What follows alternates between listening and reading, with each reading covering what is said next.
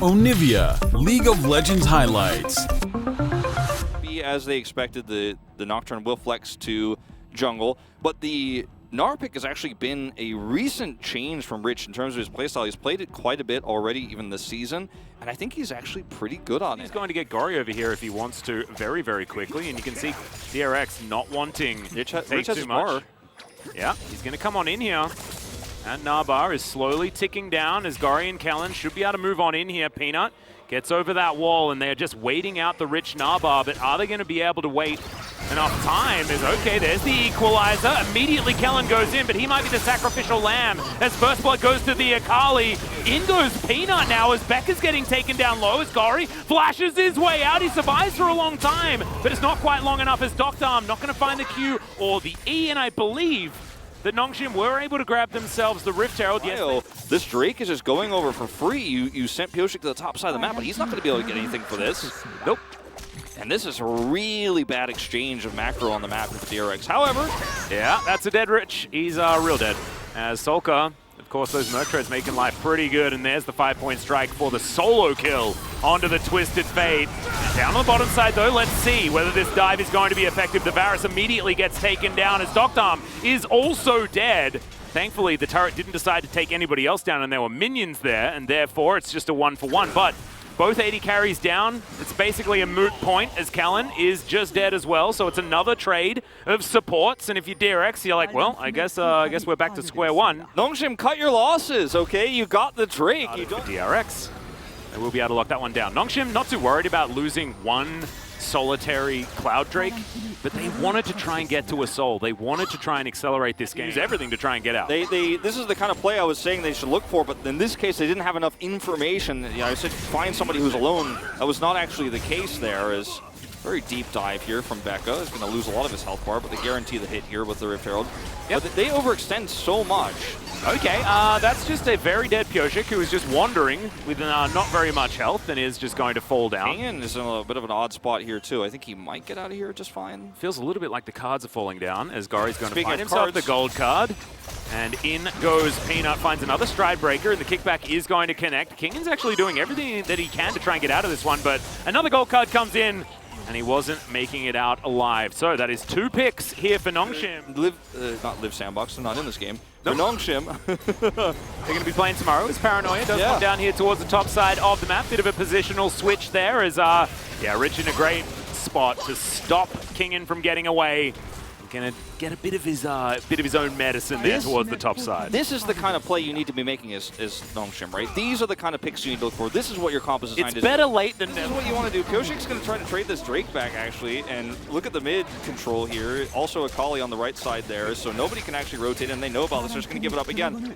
First isolated Cloud Drake, whatever. Second one, why is he still there from DRX? And I think there's a lot of question marks coming down because they know there's a rotation coming up. This is a big old whoopsie. He does have flash, but he's going to use his stopwatch here. Teleport comes on forward, but he's not actually going to use the flash just yet. In fact, he uses it right as the hail of arrows were coming down, and the equalizer is going to miss the flash forward because he was getting greedy for a gold card as Nongshim are going to try and now back away, picking up what they wanted. This is, can't blame Gory too much for that one. I think it was a bit of a team tripping together situation. Well, Paranoia's going to come on through here as Gory finds himself a gold card. The flash comes out, but the fear does too. And yeah, rapid fire cannon is going to mean that that gold card comes in from downtown as Kingan almost tries to find Peanut there, but not going to be able to. And the Lee Sin is going to fall down, but Nongshim are going to maybe ultimates and things like that on a pick of one player on the top side of the map, and that is going to give all of the control over to DRX. I haven't seen anyone look at the Baron at all, as another Paranoiac does come in.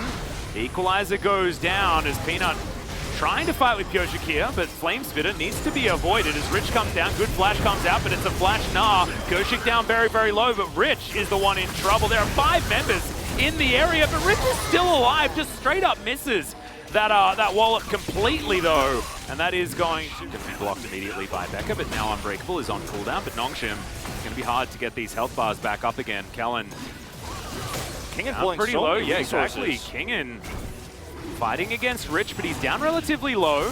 Gold card's coming on in here, but that means that the Energized is now on cooldown for Gory. It's go time, I think, for Nongshim. You've got one shot, and this has to be now. Yep, Kellen gonna go in there. This is the Hail Mary plays. Can they actually lock down the Drake? It is gonna be taken by Peanut as the paranoia gets him over the wall as well, but Kingin is going to use his stopwatch at a beautiful timing. And now Doctor chasing after Solka. Pioshik is dead on one side, Kellen dead on the other, as now Peanut goes gold and buys a bunch of time as the boulder comes on in. Unbreakable is going to stop Becca from falling down, but is Solka going to be so lucky?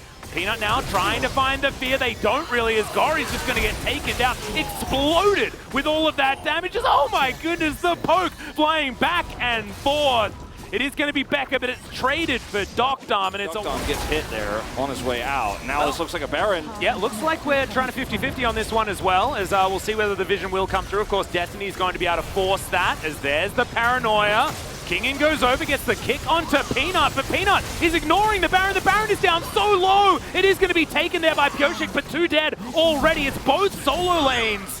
And this means now Nongshim, all they need to do is try and tidy this one up, and they might be able to break some turrets. But it looks like Becca's there once again, the stalwart defender for DRX. Such a messy fight. Such a messy game. I mean, sure, you do end up getting the Baron here as DRX, but you lose 2 members, and you actually were zoning away so hard on the right side of the Baron pit that it was even difficult for Pioshik to actually hit the smite. He's like, guys, can you get that last 200 health, please, so I can hit the smite? And it ended up being now Listar looking to complete that Warhammer into something else. Extremely difficult to pick him off.